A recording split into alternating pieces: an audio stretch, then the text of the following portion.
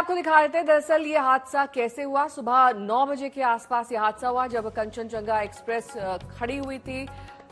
Signal दिया गया पीछे से आ रही एक मालगाड़ी को कि वो रुक जाए, लेकिन ड्राइवर ने ये सिग्नल और ये बात नहीं मानी और पीछे से ये पूरा का पूरा कंचनजंगा एक्सप्रेस का हिस्सा करीबन 2 बोगियां क्षतिग्रस्त हो गई। एक बोगी आपने देखा होगा तस्वीर में पूरी हवा में उठी हुई नजर आ रही है, जबकि जो पीछे से मालगाड़ी आ रही थी उसके ड्राइवर वाले केबिन को सबसे ज्यादा नुकसान पहुंचा, जिसकी वजह से ड्राइवर और एक अन्य असिस्टेंट की मौत हो गई। अनुपम मेरे सहयोगी जुड़े हुए हैं तमाम जानकारी के साथ। अनुपम, एंटी कोलिजन डिवाइस की बात की जाती है जिसकी बात विपक्ष भी लगातार कर रहा है, वो नहीं लगा हुआ था इस ट्रेन में।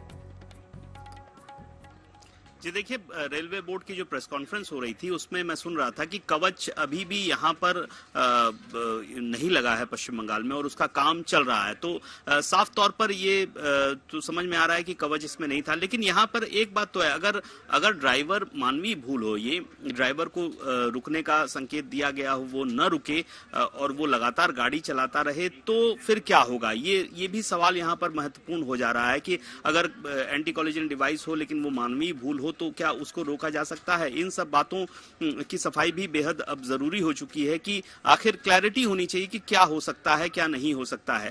तो ऐसे में अभी पश्चिम बंगाल में इस तरह की कवच की बात अभी सामने नहीं आ रही है जो प्रेस कॉन्फ्रेंस में रेलवे बोर्ड की ओर से की जा रही थी और कहा जा रहा है कि काम चल रहा है। लेकिन यहाँ पर तो साफ है कि एंटी कोलिजन डिवाइस यहाँ पर जिसकी बात की जा रही थी वो संभवतः नहीं थी।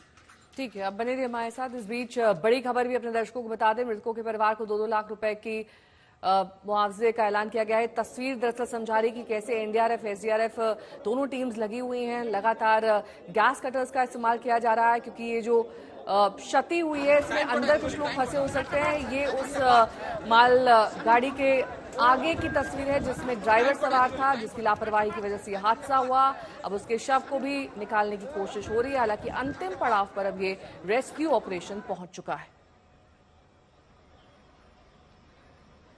ये तस्वीरें दूर से देखिए कैसे पीछे से टक्कर लगने के बाद रेलवे का ये कोच पूरी तरीके से ऊपर हवा में उड़ गया और उसके चंद घंटे बाद वहां पर रेस्क्यू की टीम्स पहुंच गई हैं। 8 मृतक बताए जा रहे हैं जिसमें 3 रेलवे के कर्मचारी।